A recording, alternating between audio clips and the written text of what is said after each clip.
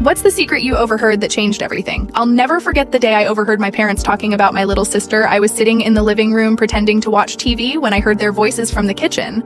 At first, it just sounded like an ordinary conversation, but then my mom said something that made me stop. She was talking about how they'd been trying to figure out when to tell me. I didn't think much of it at first, but then my dad said, "Do you think it's the right time to tell her? She's so young and we don't want to confuse her." I felt my stomach drop. Then my mom said, "We need to tell her soon. We're not keeping it a secret forever." That's when I realized they were talking about something important. My dad replied, "We're going to adopt her, aren't we? It's the right thing to do." My heart pounded. I didn't know what to think. My little sister, the one I'd always thought was my sister, wasn't really my sister. How had I never known they weren't talking about me? They were talking about her. I stood frozen for what felt like forever, trying to process what I just heard later.